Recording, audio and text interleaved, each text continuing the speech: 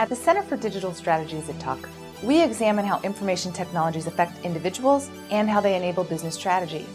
Through our Brit Technology Impact series, we've looked at IoT, big data, cloud, social, mobile, and video. This year, the Brit series is considering the convergence of all 6 of those technologies. So we invite you to listen in as our MBA fellows interview top executives in a series titled Connected Everywhere, the Transformation to a Hyperweb World. As you know, the theme for this year is all about this hyper-connected world. So I'd love your take in terms of how Sail-Through is making an impact and showing that interconnectivity. Sure, absolutely. So when we think about connectivity as it pertains to the end customer, we think a lot about what Forrester is calling the always addressable customer right now. And the always addressable customer is someone who owns at least 3 devices. They're online from multiple locations at frequent points during the day, which means for marketers, it's easier to get a message in front of a customer than ever before. But the battle for attention is at an all-time high. So how do we actually use that data? So in terms of connectivity in our product, we really pride ourselves on building this single customer view of the end user. Other people will call it a 360-degree profile of the customer, so that we can collect data from all the different facets of their life and then leverage that for marketing personalization. So whether that be what they do on a website, in an app, even in a store, in an email, getting that all in one place and then making it actionable to the end marketer. We're very focused on selling to business to consumer marketers. So our portfolio tends to be a split of e-commerce and retail companies, as well as media and publishing. In general, we're seeing sort of this convergence of media and commerce. You know, Bezos bought the Washington Post, et cetera. There's certainly personalization at play in those. But interestingly, I think there's a lot of personalization and sort of data leverage being taken into account even in the business-to-business side, in the enterprise world. You hear a lot around the development of really robust CRM tools. You see people engaging in different ways through lead gen forms or ad events. So the same mechanics are at place in many different industries, just the usage of the data or how they're collecting it may vary dependent on the industry we're talking about. Great. So I find it fascinating, this multi-screen generation that we're living in. And for an advertiser, how do you kind of balance what device is going to get you the most meaningful messaging? So you might be watching a show and looking for something on your iPad as you're also screening for something on your phone. So how do you think about balancing, okay, where am I going to put my messaging based on the certain device? Yeah, absolutely. So I think it pertains back to the device, but I think more than anything else, it comes back to the individual user profile. So we have something that we like to talk about at Sail-Through called personalized send channel, right?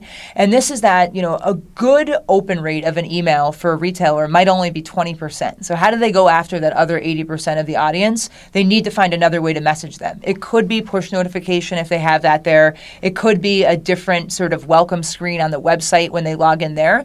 So a lot of what we do is sort of look at the historical behavior trend of the end user and then to decide, at what time and through which channel is the best time to do that.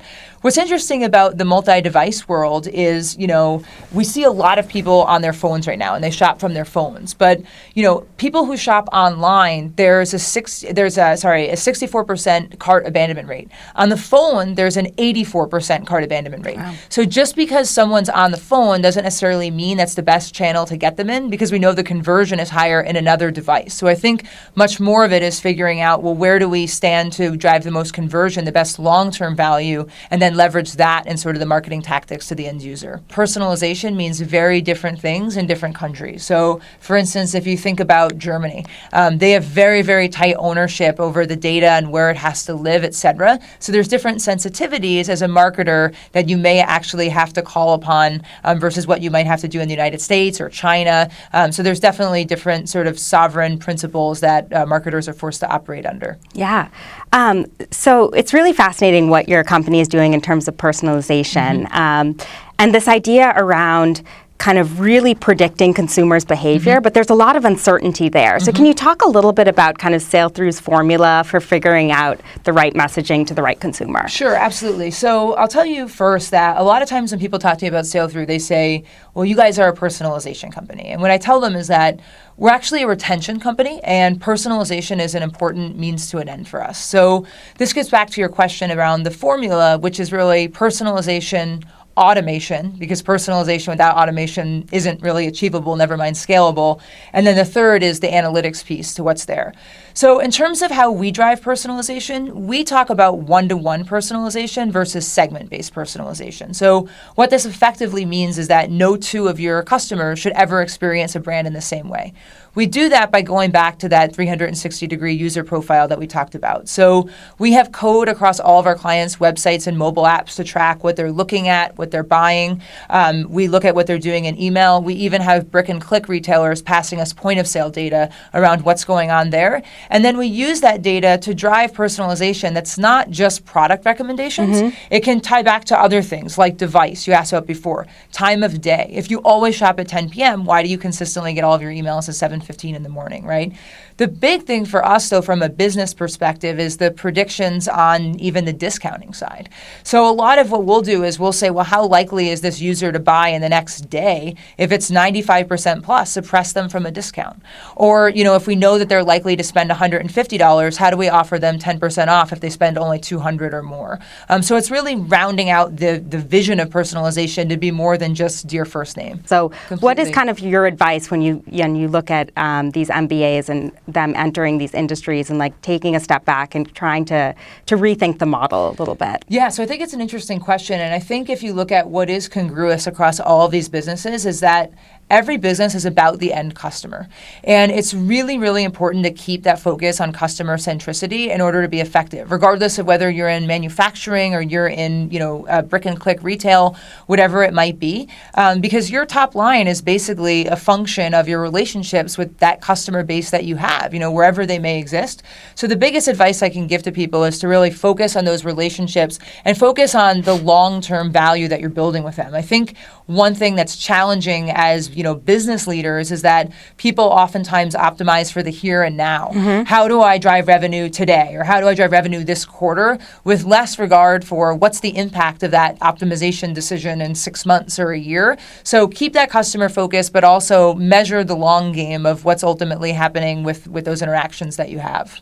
What are the biggest risks that you see in the future, just based on the amount of messaging that's out there, and how do you break through that clutter? Yeah, absolutely. I think you kind of hit the nail on the head with this when you said the word clutter, right?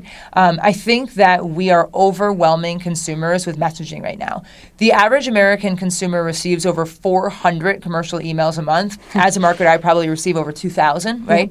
And so it's exactly that. It's about helping the consumer to be able to discern the signal from the noise. Personalization is huge for that. That's really kind of where we got our start, was how do you personalize that journey from the second the person gives you their information to contact them all the way through the 15th, 20th purchase that they make.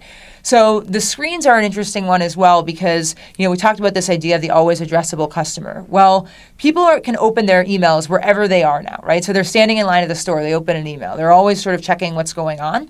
But what we've seen as a result of that is that people are opening messages, but they're not clicking on them, right? So there's sort of been this deflation of click rates. And I'm using email as one example, but it happens across all of the channels that are there. So it's really figuring out how to get in front of the right customer at the right time with the right channel and the right message, right? Which is a really, really convoluted equation, but that's sort of the framework that people need to be using to really mitigate that risk of customer fatigue. I want to thank you so much for your time. Yeah, thanks for having me. It's been great. It's been really great. So thank you very much. Thanks again. Appreciate it.